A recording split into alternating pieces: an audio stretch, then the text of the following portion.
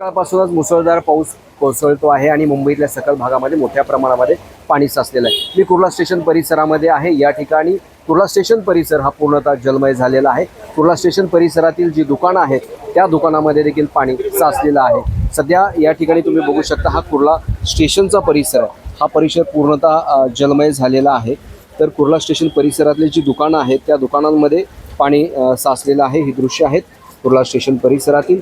या ठिकाणी तुम्ही पाहू शकता की दुकान आहे, हे एक मेडिकलचं दुकान आहे। याच्यामध्ये पूर्णतः पाणी साचलेलं आहे। त्याशिवाय लाईट देखील गेलेली आहे।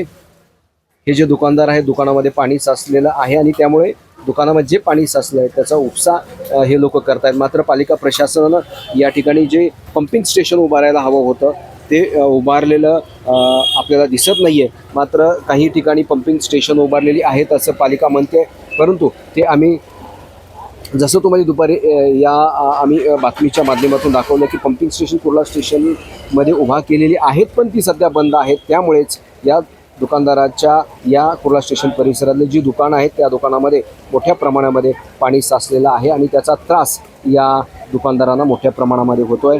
काय तुमचं मेडिकल दुकान आहे कुर्ला स्टेशनला, पाणी साचलेलं आहे, काय एकूणच परिस्थिती फार बिकट आहे। थोड्या वेळ जरी पाऊस पडला तर सगळीकडे असं पाणी साचतं आणि त्यात प्रत्येक अशा दुकानात, आमच्या बाजूच्या दुकानात, या इकडे मित्राच्या दुकानात सगळीकडे असं पाणी जमा होतं आणि पाणी जमावायला असं उपसा करावा लागतं। ते तुमचं म्हणणं फक्त एवढंच आहे की नगरपालिकेने प्रशासन यांच्याकडे लक्ष द्यावं।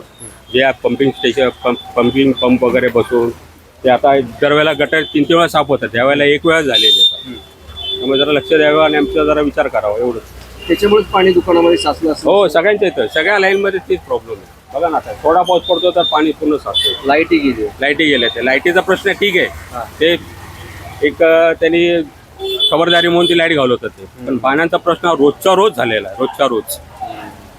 काय प्रशासनाकडे काय मागणी आहे? मागणी एवढीच आहे की लक्ष द्यावं, पंपिंग स्टेशन चालू करावे। पाणी ज्याच्याप्रमाणे पाऊस जास्त पडला तर त्याला कोण नाही नाकारू शकत नाही, पण कमी पावसामध्ये ही कंडिशन आलेच होतं।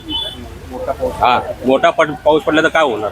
पालिका प्रशासन म्हणतं आम्ही युद्ध पातळीवर सगळी व्यवस्था केली वगैरे गेले, मग ते दिसत नाही ना, निदर्शनास आलं पाहिजे ना, ते दिसायला पाहिजे ना। पहिल्या दिवसापासून जेव्हा पाऊस पडतो तेव्हा ती परिस्थिती तीच आहे। तर मोठ्या प्रमाणात पाऊस कोसळल्यामुळे कुर्ला स्टेशन परिसरातील जे दुकानं आहेत त्या दुकानांमध्ये पाणी शिरलेलं आहे। मात्र पालिका प्रशासन नेमकं करतं काय, हा देखील सवाल दुकानदारांनी उपस्थित केला आहे। मी गुणवंत दांगा, DRV न्यूज, मुंबई।